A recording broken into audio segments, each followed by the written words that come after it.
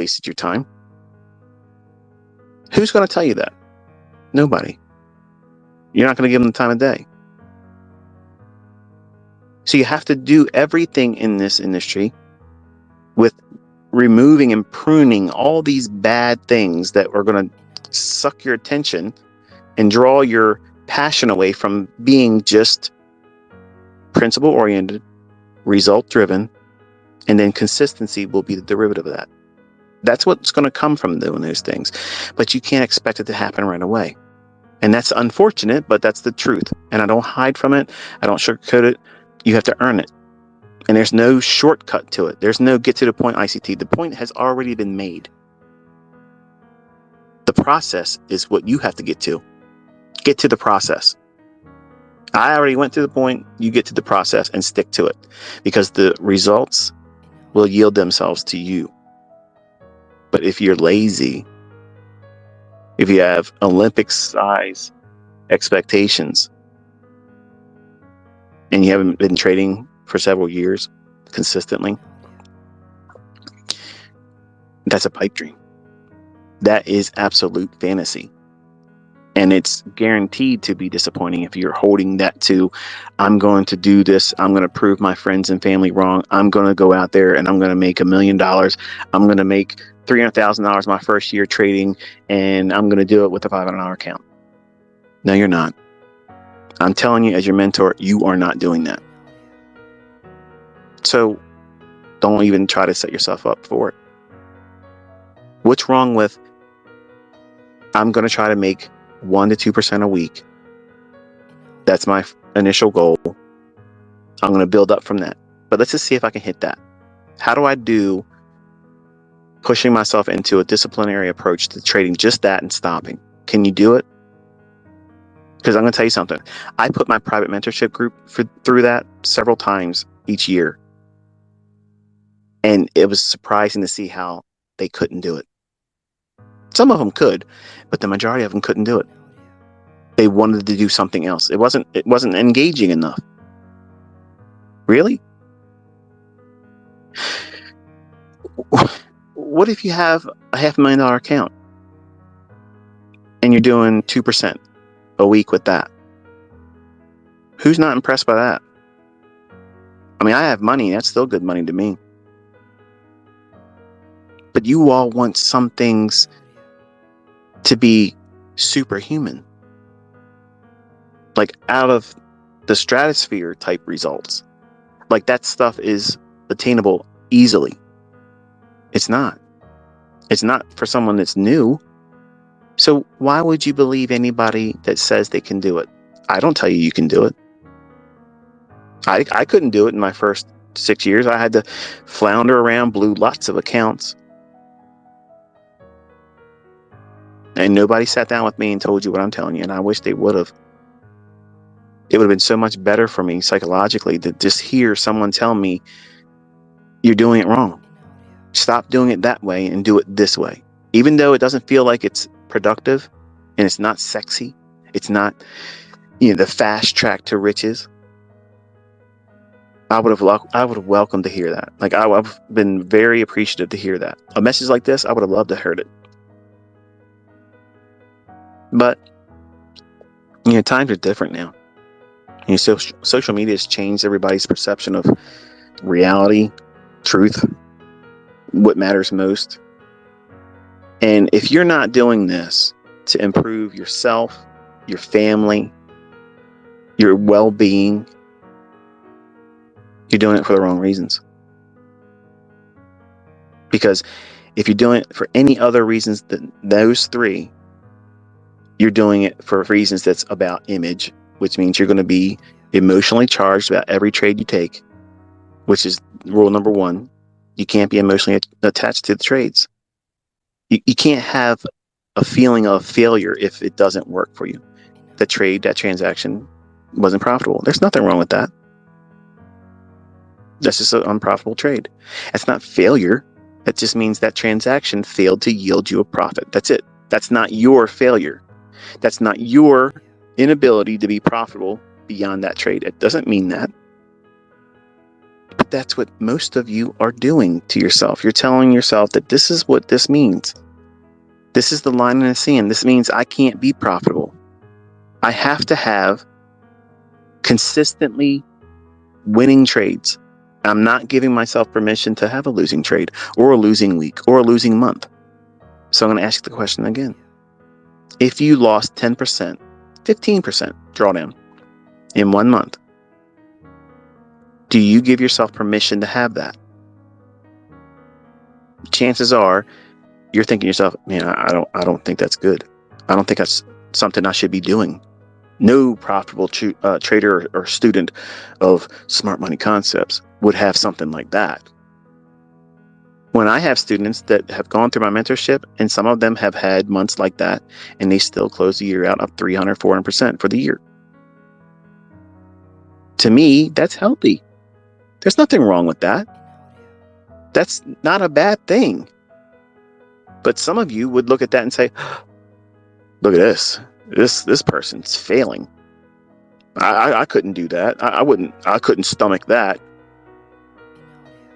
Well, if you can't lose money, then you won't be a profitable trader, because profitable traders are professional losers. We manage risk, we manage losing, and we turn every trade that starts as a losing trade into winning trades over time. That's a consistently profitable trader. And think about it, because it's the truth. You got to get past the spread and the commission costs before you do anything. Before that market moves in your favor, you got to come over those costs first. So everybody opens a trade up in a losing position immediately. How you close that trade defines your ability to be profitable or not for that one transaction. But that one transaction, profitable or not profitable, does not make or break your career. But your perception as a new student or someone that's becoming, I guess, interest in the market, you're just now dabbling in it. You think that is the beginning of the end. Well, that's true if you lose your mind and you go bonkers and you start over trading, feeling like you got to get it back right away. Oh, I'm going to lose my funded account. I got to get this back right away. Why? Who said you have to get it back right now? Who said that? You did. Why? Because social media's influence over you. Some joker on the internet who probably has never proven themselves profitable, being able to call a market before it happens, trade it, execute it, manage it, none of it. They just sit around, they talk crap all the time and bring nothing to the table of usefulness. You've allowed them to set the mindset for you. Why are you so easily influenced by these people? Why are you letting other people give you these problematic viewpoints? Stop that. Remove all that stuff. There's nothing wrong with having a mind that's hive-like. Okay, a hive-like mindset. When you're around successful people that are doing successful things and are trying to do things with a process that's similar. That's not a cult. That's a hive mentality. And hive mentality is what you see ultra successful people join. Think about it.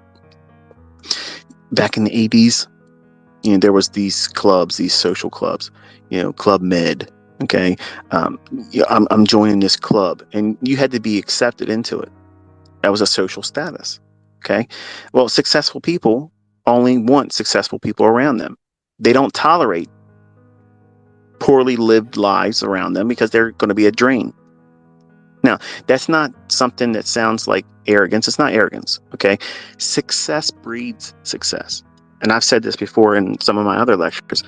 The best thing in my life was when I cut dead weight out of my friendships and got rid of toxic relationships.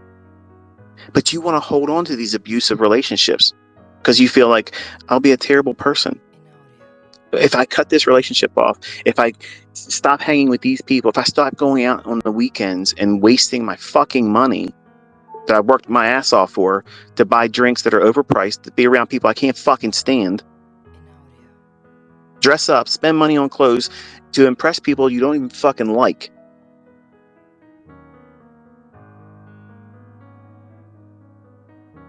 These mentalities that people subscribe to, that's the wrong way of doing it. You got to cut that dead shit out of your life. And that same approach, you need to do that with your trades. If you have dead wood in your trade, you cut it out, get rid of it. You want something that's going to float. You want something that's going to sail on its own, take off, and have no problem.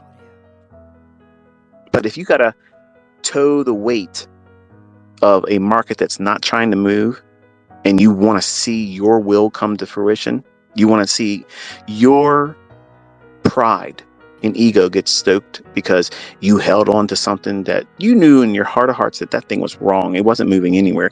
But just because you held on to it, it just happened to have a static little move in your favor, and it ran up and hit your little short-term 5-handle, 6-handle move.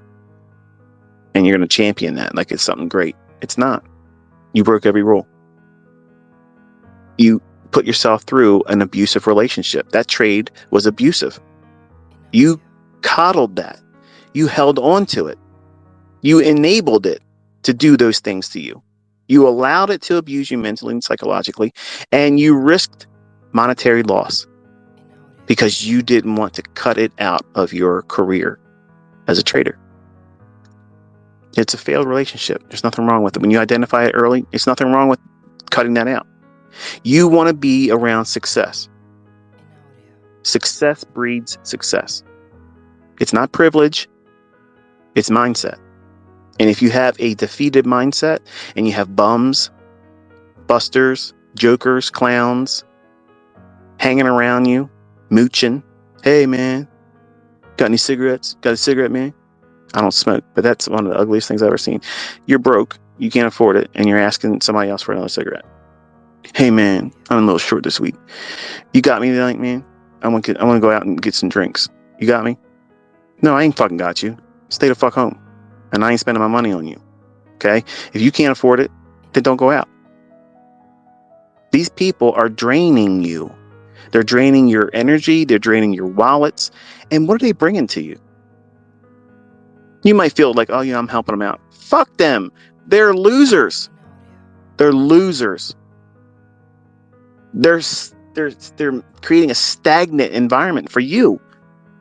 Any energy you direct towards them, enabling them to be a drain on everyone, you included, you're stealing that opportunity for you to give yourself an increase that will benefit you, your family, and your circle.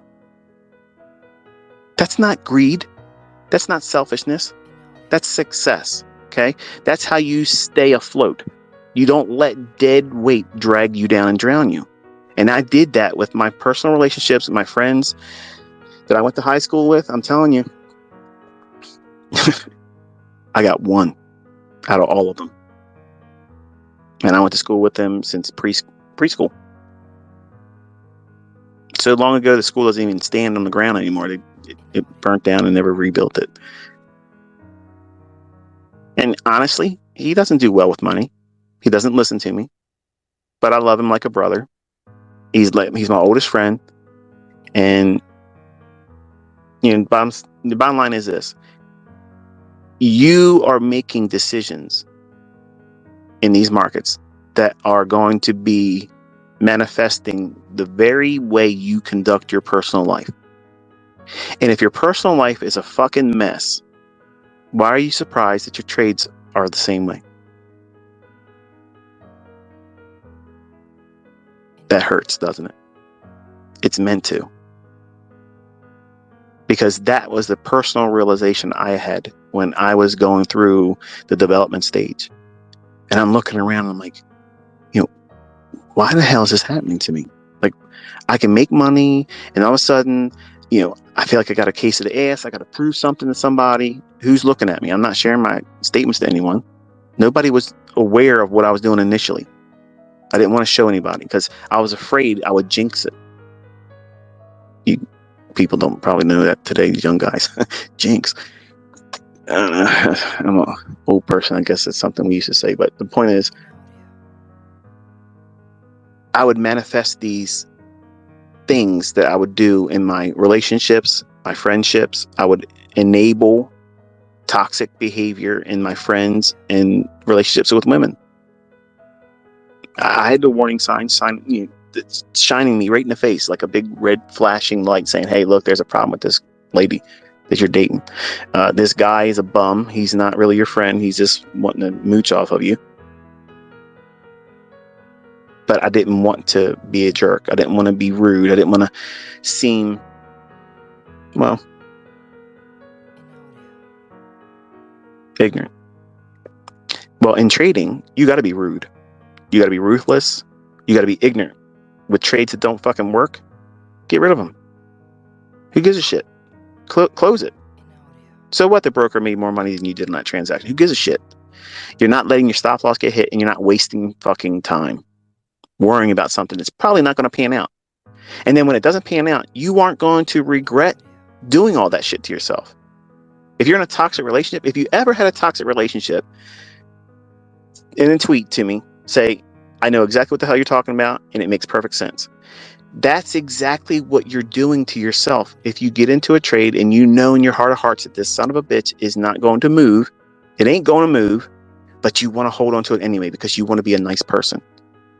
Fuck that. These markets will rip your heart out. It will take everything. It'll take your ego, your pride, your money, and if you let it, your sanity. The money is the least of your concern. I've known people that are not here anymore because they lost money. Some of them lots of money, and some of them ended themselves for very insignificant amounts of money. It's mind-boggling that they couldn't tolerate it, and they off themselves. Can you imagine? Can you imagine getting to the point where you lose less than $50,000? Less than $50,000. And that's it. You can't handle it. You got to check out. That's horrible. But that's what this will do to people unless you get control. You have to have control of your decision-making processes. You have to have a rule-based idea, and you got to cut the bullshit out. Remove it. If it isn't making you money, get it the fuck out of here. If it's not helping you keep your money, get it the fuck out of here. Think about it, ladies. What are you looking for in a man? You want a breadwinner, and there's nothing wrong with that. There's nothing wrong with that. But you want stability. There ain't nothing wrong with that either. You want someone that's going to be monogamous. They're going to stay with you, and they appreciate that you do have flaws, but they want to, contribute to the relationship and be thankful for what you bring to it. Guys, the same way. What do you want? You want a woman that's going to treat you like a king, right? Of course. Ladies, you want to be treated like a queen. It's expected. Men want to be appreciated. They want to be told, you didn't have to do this, but I'm so thankful that you did. Okay, that's a simple recipe for happiness. Both of you monogamous, both of you giving each other the encouragement to, this is what I like in my relationship, this is what I don't like in my relationship, and being fair and honest. Man, add sexual attraction to it. Good grief. That's marriage material there. Well, you have to have that same process in your trades. Is the trade giving you those good vibes? Is it something that you want to hold on to? Or is it giving you warning signs? You got to divorce it quick, because you do not want to go to court and divorce with a stop loss over and over and over again with bad trades. Okay, it's not good for you.